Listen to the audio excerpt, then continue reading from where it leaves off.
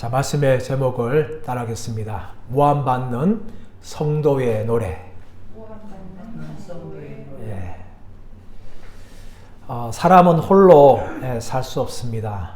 우리는 살아가면서 많은 사람들을 만나면서 살아갑니다. 이런저런 사람들을 만나보면 여러 가지 종류의 사람들을 우리 겪게 되어집니다. 첫 번째는 참 우리가 힘들고 어려울 때 위로해주고 격려해주는 사람들이 있습니다. 이런 사람들 향하여서 우리는 좋은 사람들이라고 그렇게 말을 합니다. 이런 분들만 있으면 인생이 얼마나 행복하겠습니까? 그러나 우리 주위의 사람들은 그런 분들만 있는 것이 아닙니다. 우리를 악하게 대하는 사람들이 있습니다. 그 중에는 우리를 향하여서 없는 말을 다 지어내고 모함하는 사람들이 있습니다. 정치를 보십시오, 여러분. 정치가 어떻습니까? 다른 후보자에 대해서 온갖 비방을 일삼습니다. 기업가를 보십시오. 다른 기업을 이기기 위해서 중상모략을 합니다. 왜 이렇게 합니까? 자신이 더 잘 나가고 자신이 이기기 위해서 다른 사람들 향하여서 모함하는 말들을 많이 합니다. 안타깝지만 정치만, 기업만 그런 것이 아닙니다. 교회 안에서도 얼마든지 믿는 사람들 간에도 이런 일이 충분히 발생할 수 있습니다. 그리고 가족들 가운데도 그런 일이 있을 수가 있습니다. 오늘 시편 7편 말씀은 바로 모함받는 다윗이 노래한 시편입니다. 시편 7편의 표절 한번 읽어볼까요? 다윗의 시가yon 베냐민인 구시의 말에 따라 여호와께 드린 노래. 다윗의 시가연이라고 말합니다. 이 시가연이 무슨 뜻인지 사실은 정확하게 말하는 학자들은 없습니다.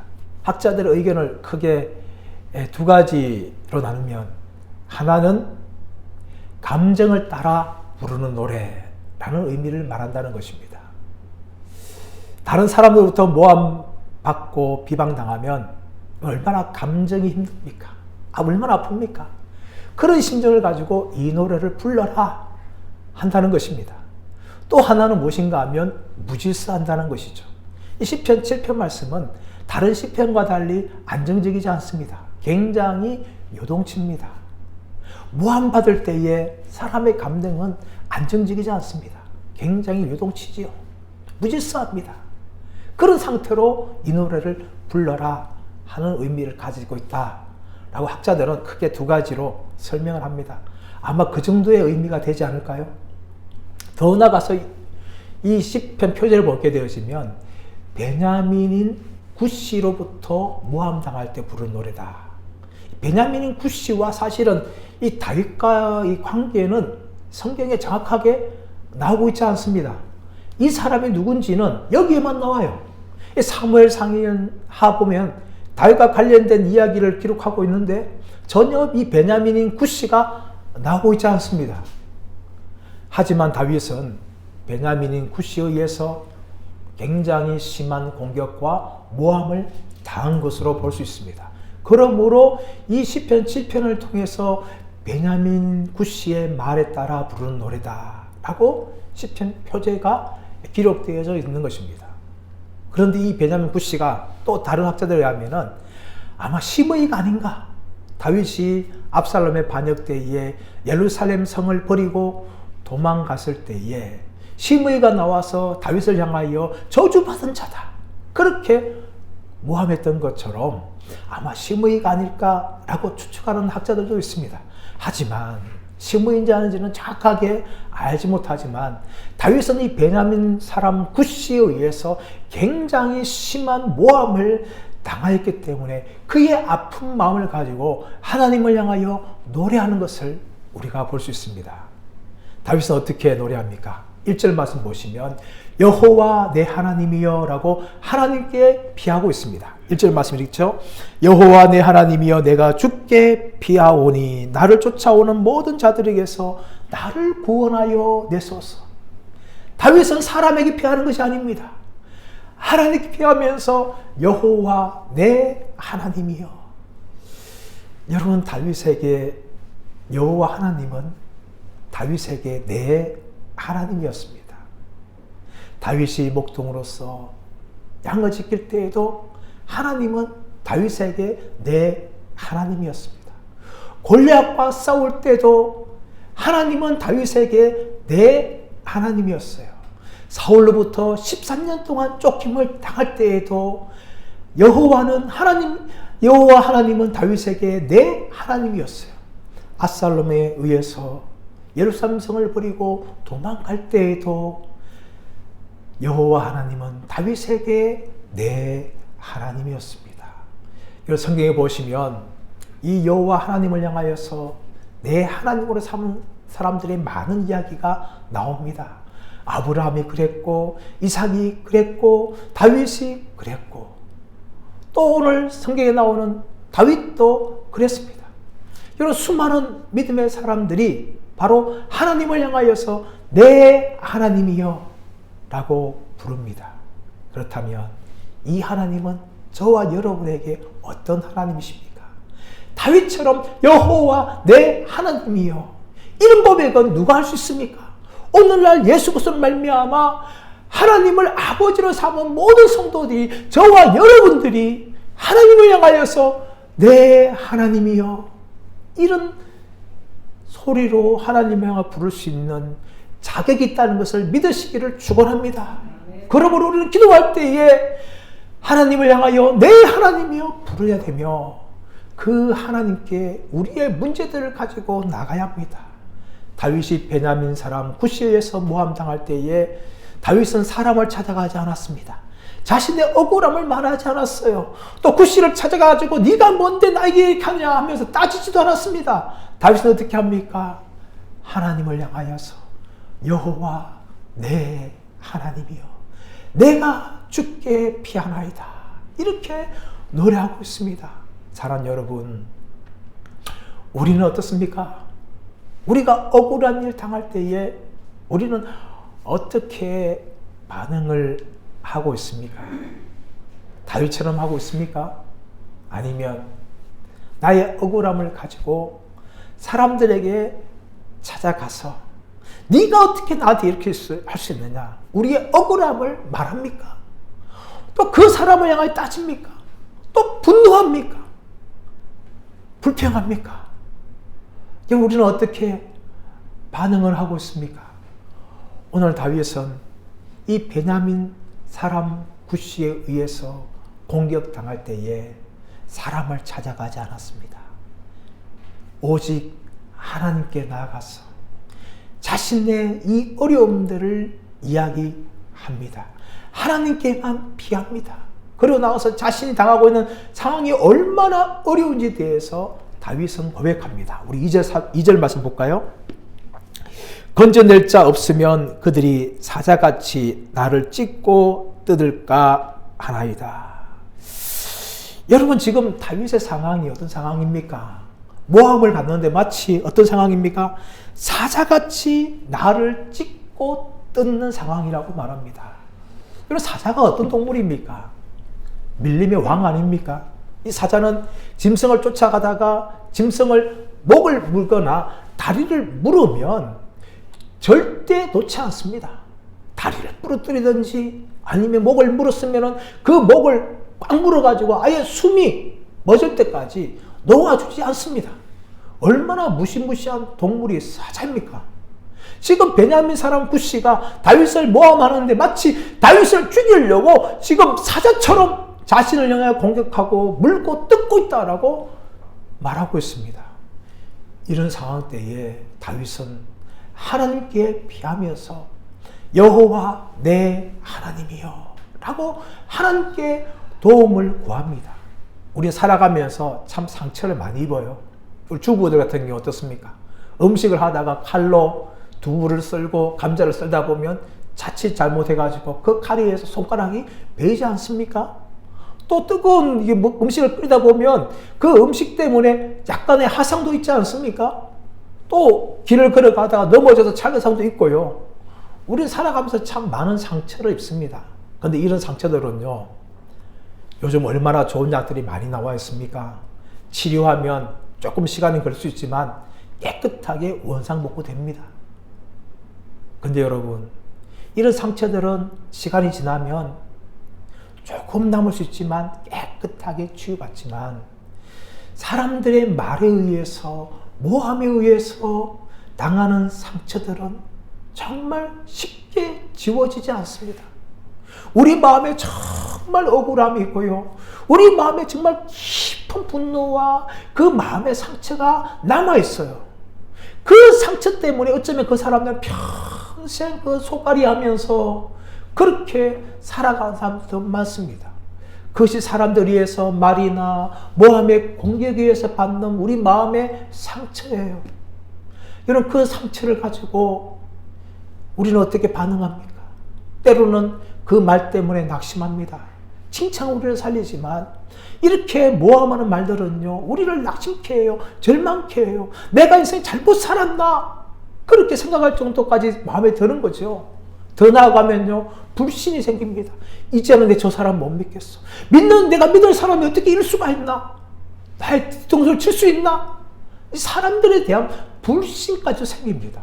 더 나아가서 어떻게 저 사람이 나에게 이럴 수 있나 하면서 마음에 분노가 일어나죠, 여러분. 그리고 자신의 억울함을 밝히기 위해서 많은 사람 찾아가서 나 그런 사람 아니라고, 나 억울하다고 자신의 이야기를 합니다. 또 그 말하는 사람 찾아가서, 당사자 찾아가서 따지기도 합니다. 여러분, 그걸 통해서 해결될 수 있습니까? 해결되지 않습니다, 여러분. 아무리 진실을 밝혀도요, 해결되지 않아요. 다윗은 그것을 알았기 때문에 베냐민 구시를 찾아가거나 다른 사람 찾아가는 것이 아니라 오직 하나님을 향하여서 여호와 내 하나님이여 내가 주께 피하나이다 라고 고백하는 것입니다. 사랑하는 여러분, 인생을 살아가면서 많은 사람들로부터 실망하고 또 이렇게 모함당할 때에 여러분 어떻게 합니까? 하나님을 찾아가시길 바랍니다. 하나님께 피하시길 바랍니다. 여호와 내 하나님이여 내가 주께 피하나이다. 내가 지금 이런 상태에 있습니다. 나를 도와주옵소서. 이 다윗의 모습이 바로 저와 여러분의 모습이 되기를 축원합니다. 이제 다윗은요, 하나님 앞에 자신의 억울함을 토로합니다. 우리 3절 말씀 볼까요? 3절에서 5절 말씀. 자, 같이 읽어보겠습니다. 시작. 여호와 내 하나님이여 내가 이런 일을 행하였거나 내 손에 제약이 있거나 화친한 자를 악으로 갚았거나 내 대적에게서 까닭없이 빼앗았거든 원수가 나의 영혼을 쫓아 잡아 내 생명을 땅에 짓밟게 하고 내 영광을 먼지 속에 살게 하소서. 여러분, 다윗이 왜 이렇게 말하는 겁니까? 다윗은 결코 이렇게 살지 않았다는 겁니다. 자신이 억울하게 지금 모함당하고 있다는 것입니다. 내가 만약 이런 일을 했다면 내가 하나님께 저주를 받고 심판을 받은 마땅한 자입니다. 이것을 지금 다윗이 하나님에게 지금 말하고 있는 거예요. 그러므로 다윗은 결백하고 자신은 무지한데 베냐민 사람 구시가 자신을 모함하고 있다고 하나님께 말씀을 드리고 있는 것입니다. 여러분, 우리는 또 한 사람을 알고 있습니다. 그 사람은 동방의 의인 욥입니다. 욥이 얼마나 의로웠습니까? 하나님이 사탄 앞에서 욥의 의로움을 자랑하였습니다. 그러나 사탄이 하나님께서 그렇게 꺼내주시기 때문에 이 욥이 믿음을 잘 지키는 겁니다. 시험케 합니다. 하나님 허락해 주시고 사탄을 통해서 시험을 할 때에 욥은 이 땅에서 겪을 수 있는 온갖 고난들을 다 겪습니다. 그때 누가 찾아옵니까? 친구들이 찾아오지요. 친구들이 찾아와서 그들은 처음에는 참 욥을 위로를 잘했어요. 욥의 곁에 함께 7일 동안 머물면서 함께 울어줬어요. 자리를 지켜줬어요. 근데 그렇게 하고 돌아갔다면 욥이 참 위로를 받고 힘을 얻을 거지만 그 이후부터 어떻게 합니까? 욥을 정죄하지요. 욥아, 네가 죄를 짓지 않으면 어떻게 하나님 나한테 이런 심판을 하겠느냐? 이 심판은 내 죄 때문에 난 것이다 하면서 욥을 정죄합니다. 욥은 변론합니다. 아니다. 나는 죄를 짓지 않았다. 나는 의로운 자였다.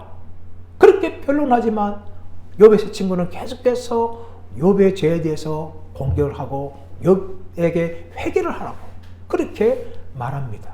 그러자 욥이 어떻게 합니까? 하나님께 자신의 억울함을 호소합니다. 하나님 그 억울함을 들으시고 나중에 심판할 때에 여기 세 친구들을 향하여 심판합니다. 그들은 아무 말 못하고 자신의 죄를 회개하죠. 이런 욥처럼 다윗도 의로웠습니다. 베냐민 지파 사람 굿시에게 모함을 받을 정도로 베냐민 지파에 대해서 악하게 한 것이 전혀 없습니다. 여러분, 다윗은 사울로부터 13년 동안 쫓김을 당하였어요. 하루도 잠을 자지 못하고 편하게 쉴 수 없었습니다. 매일매일 도망자의 삶을 살았어요. 그러나 다윗에게는 결정적으로 사울을 죽일 수 있는 두 번의 기회가 있었습니다. 하나는 사무엘상 24장에 보면 엔게디 황무지였어요. 동굴 안이었어요. 사울이 군사들을 밖에 두고 발을 가리기 위해서, 발을 가리는 당선 대변을 보기 위해서 동굴 안으로 들어옵니다. 그런데 그 동굴 안에 누가 있었습니까? 다윗이 있었어요. 다윗과 그의 부하들이 있었습니다. 사울은 무장해체한 대로 대변 용변을 봅니다. 그때 만약에 다윗이 칼로 사울을 쳤으면 사울은 그 자리에서 적사야 됐어요. 무방 상태에 있었습니다. 안 그래도 다윗의 부하가 말합니다. 다윗이 저로의 기회입니다. 하나님이 사울을 당신을 붙였습니다. 뒤에서 지켜보십시오. 그러면 끝이 납니다. 우리는 더 이상 도망가지 않아도 됩니다. 얼마나 절호의 기회입니까? 그 사람의 말처럼 다윗은 하나님이 사울을 나에게 붙였구나 라고 충분히 받아들일 수 있었어요. 그럼 어떻게 합니까? 여호와께서 기름 부은 자를 내가 어떻게 손을 대겠느냐 하면서 사울의 옷자락만 살짝 사울도 모르게 벤 것이죠. 사울을 살려줬습니다. 또 한 번의 더 기회가 있었습니다. 26장 말씀 가보시면 10황무지에서 사울이 쫓다가 사울이 군사들과 함께 텐트를 치고 잡니다. 그 밤에 다윗은 부하 아비사와 함께 몰래 들어갑니다. 사울이 자고 있는 침대에 썼습니다. 그때 창으로 꽂기만 하면 사울은 죽었습니다. 아비사가 말합니다. 다윗이요. 하나님이 우리에게 붙여진 절호의 기회입니다. 창으로 내리치기 마십시오. 그러면 끝이 납니다. 그때 다윗이 말합니다. 여호와께서 기름 부신 자를 내가 손을 댈 수 없다 하면서 물병과 창만 들고 나오는 거죠. 다윗은 이렇게 절호의 기회, 자신이 13년 동안 도망 다니면서 얼마든지 도망자의 사슬을 끊을 수 있는 기회인 두 번의 결정적인 절호의 찬스에서 사울을 살려 주었습니다. 결코 다윗은 베냐민 지파인 굿시에 의해서 모함당할 정도로 악한 일을 한 적이 없어요. 그러므로 3절에서 5절 말씀에서 다윗은 만약에 제가 그런 악한 일을 행하였다면 하나님이 저를 심판해도 마땅합니다 라고 고백을 합니다. 자신의 억울함을 이야기하는 거죠. 그러면서 어떻게 합니까? 6절 7절 말씀 보시면 하나님을 재판장으로 초청을 하고 있습니다. 6절 7절 말씀 보겠습니다. 시작. 여호와여 진노로 일어나사 내 대적들의 노를 막으시며 나를 위하여 깨소서. 주께서 심판을 명령하셨나이다. 민족들의 모임이 주를 두르게 하시고 그 위 높은 자리에 돌아오소서. 아멘. 여러분, 다윗이 민족들이 죽은 가운데 하나님 앞에 그 위에 앉아서 심판해 달라라고 하나님을 심판의 자리에 초청을 합니다. 그리고 더 나아가서 8절 말씀 보시면 자신의 의와 성실함을 따라서 심판해 달라라고 말합니다. 여러분, 오늘날 재판장, 우리나라 같은 경우는 3심이 있습니다. 그런데 이 3심조차도 때로는 얼마나 정치에 의해서나 또 사람들의 술수에 의해서나 때로는 돈에 의해서 재판이 굳게 될 때가 있습니다. 그 현실입니다. 과거에 많이 일어났고 어쩌면 지금도 일어나고 있는지도 모릅니다. 그러나 여러분, 다윗은 어떻게 이야기합니까? 하나님, 나의 의와 성실을 따라 심판하여 주옵소서. 자신은 베냐민 지파를 향하여서 악한 일을 전혀 한 것이 없는데 자신은 억울한 일을 당하고 있기 때문에 하나님, 나의 의와 성실함을 따라서 심판하여 주옵소서. 그렇게 고백을 합니다. 그리고 9절 말씀에서는 하나님은 어떤 분이라고 말씀하십니까? 사람의 마음과 양심을 감찰하시는 분이라고 그렇게 말씀하고 있습니다. 여러분, 하나님은 어떤 분이십니까? 하나님은 우리의 마음을 다 알고 계시는 분이에요. 우리 속담에 어떤 말이 있습니까? 10길 물속은 알아도 사람 속은 알 수 없다. 참 믿었던 사람인데 어떻게 하면 저 사람이 저럴 수 있을까 할 때가 우리는 종종 있습니다. 저 사람은 그렇지 않을 건데 하는데 그 사람을 통해 온갖 비방의 말들이 다른 사람 입술을 통해서 저에게 전해옵니다. 그러면 얼마나 여러분 실망을 합니까? 아, 내가 사람을 잘못 봤네.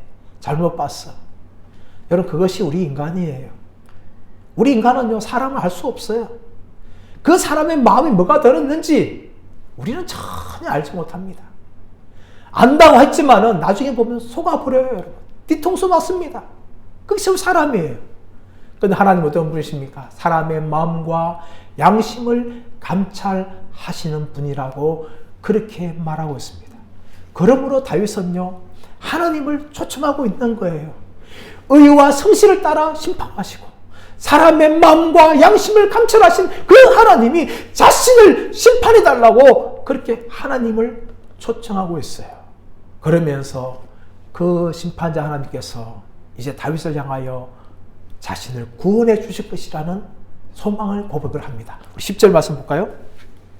10절 말씀 시작.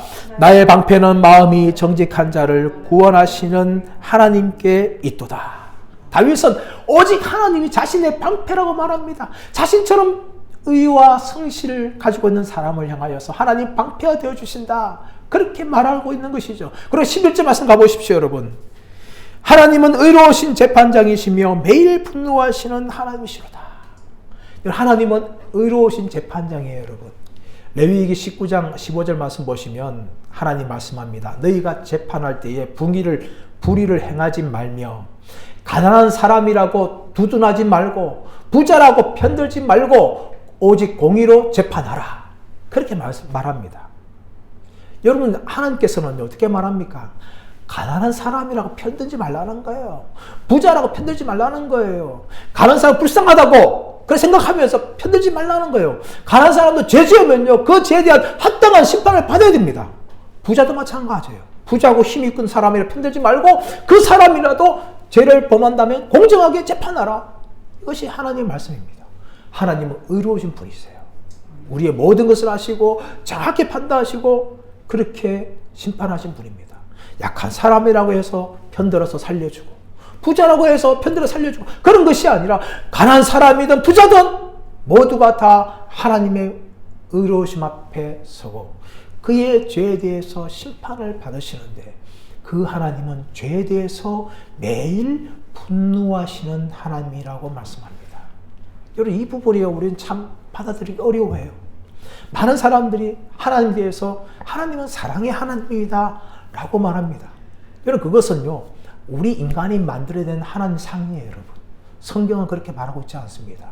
하나님은 사랑의 하나님이시지만 동시에 공의의 하나님이세요. 의로우신 하나님이세요. 우리 죄에 대해서 사랑하니까 무조건 눈 감아 주시는 분이 아니라 그 죄에 대해서 마땅히 심판하신 분이에요.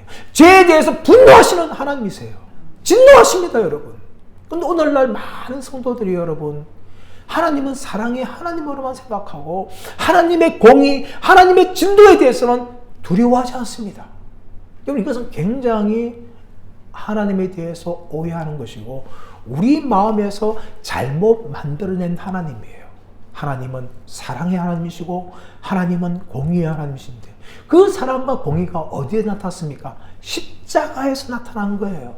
십자가는 하나님의 사랑의 증거입니다. 우리를 사랑했기 때문에 독생자 예수를 보내주시고 우리를 위해서 십자가에 대신 죽게 하셨어요. 하나님의 사랑입니다. 그러나 그 십자가는 하나님의 공의가 드러난 거예요. 예수님을 향하여서 우리가 감당해야 될 모든 죄에 대해서 분노하시고 진노하시는 그 하나님의 공의가 십자가에 나타난 것입니다. 그런데 그 하나님은요, 매일 분노하세요. 우리가 범죄할 때마다 그 죄에 대해서 그냥 눈 감고 지나가는 것이 아니라 그 죄에 대해서 분노하시는 하나님이십니다. 그러므로 우리가 어떻게 됩니까? 여러분 12절 말씀 가보십시오. 여러분, 사람이 회개하지 아니하면 그가 그의 칼을 가시며 그의 활을 이미 당기어 예비하셨도다. 하나님은 회개하지 않는 죄인들을 향하여서 화를 예비하셨고 그 화를 이미 당기어 준비하셨다는 겁니다. 그러므로 속히 회개할 것을 말하고 있죠. 그러면서 13절 말씀 보시면 죽일 도구를 또한 예비하시며 그가 만든 화살은 불화살들이로다. 여러분, 불화살이 얼마나 무섭습니까? 지금은 총이지만 과거에 전쟁할 때는 활과 창으로 했죠. 근데 그 화살에 불을 붙이고 쏘아대면 그 불로 의해서 모든 것들이 다 타버립니다. 무시무시한 거죠. 하나님 모든 죄에 대해서 불화살을 쏘아댐을 통하여 그 죄에 대해서 심판하시는 하나님이란 것을 그렇게 말씀을 합니다. 하나님 어떤 분이십니까? 하나님은 악인을 멸하시는데 하나님은 공의로 그 악인을 판단하시고 재판하시고 심판하시는 하나님이라고 말씀합니다. 이런 하나님을 우리가 두려워해야 될 줄 믿습니다.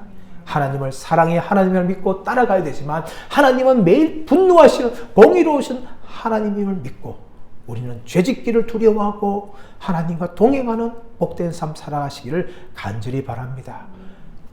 이런 하나님 앞에서 악인들 어떻게 됩니까? 바로 그 악인들은 자신의 죄에 대해서 마땅히 받아야 될 심판을 당한다라고 말하고 있습니다. 14절의 16절 말씀 보시면 14절에 이렇게 되어 있습니다. 악인이 죄악을 낳으며 재앙을 베어 거짓을 낳도다. 재앙을 베었고 거짓을 낳게 되었다 말하고 있죠. 또 15절에서는 그가 웅덩이를 파 만들며 제가 만든 함정에 빠졌도다. 16절에서는 그의 재앙은 자기 머리로 돌아가고 그의 포악은 자기 정수리에 내리로다. 결국은 악인은요, 자기의 죄 때문에 멸망한다는 거예요. 악인은 다른 죄 때문에 멸망하는 것이 아니라 자신이 지은 죄 때문에 재앙을 베게 되고요. 그리고 이 모든 죄악에 의해서 구덩이를 파서 그 구덩이에 빠지고요. 그리고 더 나아가서는 자기 머리로 돌아오게 된다는 것입니다. 하나님은 그렇게 악인을 심판하세요. 하나님의 공의에 심판하지만 악인은 마땅히 자기 죄 때문에 이런 심판을 당할 수밖에 없다는 것을 말하고 있습니다. 죄악을 심었기 때문에 죄악의 열매를 거두게 되는 거죠. 아담과 하와가 하나님 말씀에 불순종이기 때문에 그 불순종의 결과를 거두었듯이 오늘날 우리도 하나님 앞에 죄를 지을 때에 그 죄에 대한 열매를 우리가 거두게 되어 있습니다. 여러분, 다니엘서 6장 말씀 가보십시오. 다니엘서 6장 말씀 어떤 내용이 나옵니까? 다니엘이 다리오 왕 때에 총리 셋 중에 가장 뛰어난 자였습니다.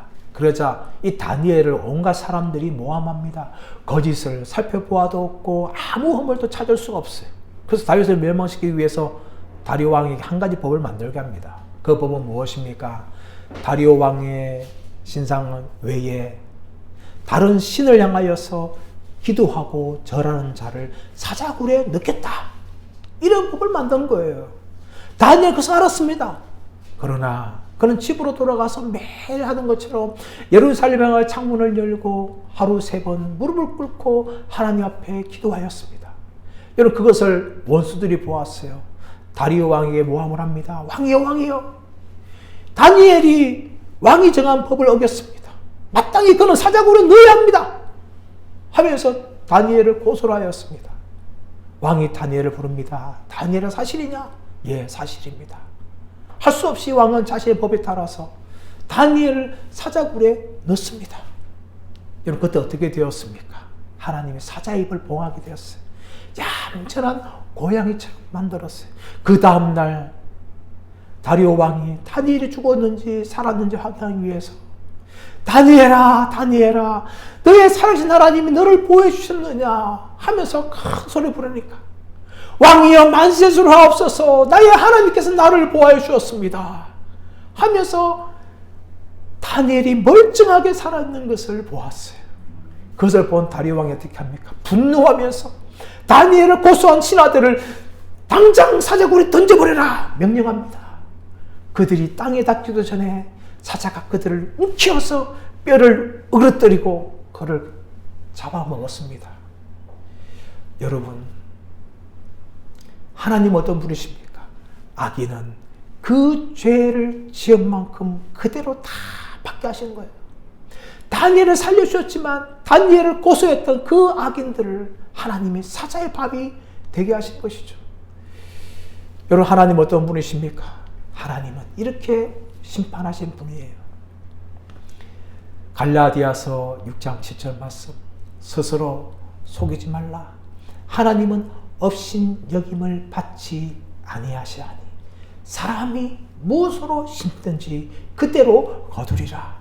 여러분, 이것은 인과응보의 법칙이 아닙니다. 이것은 하나님께서 죄에 대하여 마땅히 진노하시는 것을 보여주고 있는 거예요. 사랑 여러분, 이런 하나님을 우리가 믿고 있는데 다윗은 자신의 억울함을 다 고백하면서 이제는 어디로 나아갑니까? 마지막으로 하나님을 찬양하고 하나님께 감사하는 자리로 나아가고 있습니다. 17절 말씀 보시면 내가 여호와께 그의 의를 따라 감사하며 지존하신 여호와의 이름을 찬양하리로다. 아멘. 다윗은 여호와께 그의 의를 따라 감사한다. 의로우신 하나님께서 심판하신 것에 대해서 감사한다라고 고백하며 지존하신 여호와의 이름을 찬양하는 자리에 나아갔습니다. 여러분, 얼마나 이 아름다운 결론입니까? 처음에는 자신의 이 모함 때문에 마음이 아파서 여호와 내 하나님이여 내가 주께 피하나이다 라고 기도하면서 자신이 결코 무지하다는 것을 고백하였고 또 자신의 억울함을 호소하였습니다. 그리고 하나님 앞에 자신의 모든 것을 재판해 달라고 의로우신 하나님 앞에 자신의 문제를 가지고 나아갔습니다. 하나님께서는 그것을 들으셨고 하나님께서 공의로 심판하셨습니다. 그러므로 다윗은 무엇을 하였습니까? 하나님을 향하여 감사하고 하나님을 향하여 찬양하는 것으로 이 시편의 결론을 맺습니다. 사랑하는 여러분, 우리가 살아가면서도 마찬가지입니다. 이 땅의 삶을 살아가면서 좋은 사람, 우리를 위로해주고 우리를 격려해주고 축복해주고 때로는 잘못이 있을 때에 사랑의 마음으로 우리를 깨닫게 해주는 사람들을 만난다면 우리는 얼마나 행복하겠습니까? 그러나 이 세상에는 그런 사람들만 있는 것이 아닙니다. 우리가 교회생활 할 때에도 그런 분들만 교회 안에 있는 것이 아닙니다. 때로는 전혀 사실도 아닌데 어떤 것을 만들어내고 거짓으로 모함을 하고 또 어떤 것을 과장하여서 우리를 모함하고 공격하는 사람들이 있습니다. 여러분, 그때 우리가 해야 할 것은 무엇입니까? 우리는 하나님께 나가야 됩니다. 여호와 내 하나님이여 내가 주께 피하나이다. 우리의 억울한 문제를 가지고 그 사람에 찾아가서 따지고 항변하는 것이 아니라 우리의 문제를 가지고 하나님 앞에 나아가서 하나님, 내가 하나님께 피합니다. 그들이 지금 사자처럼 나를 뜯을까 합니다. 하나님, 내가 두렵지만 하나님, 나의 억울함을 보시고 의의 하나님께서 재판하여 주옵소서. 그렇게 우리는 나가야 될 줄 믿습니다. 그뿐만 아니라 우리를 모함하는 사람들 향하여서 분노하고 그들 향하여 따질 것이 아니라 악을 악으로 갚지 말고 그들을 향하여 선을 베푸는 자들이 되기를 축원합니다. 로마서 12장 21절 말씀 보시면 악을 악으로 갚지 말고 선으로 악을 이기라 라고 말합니다.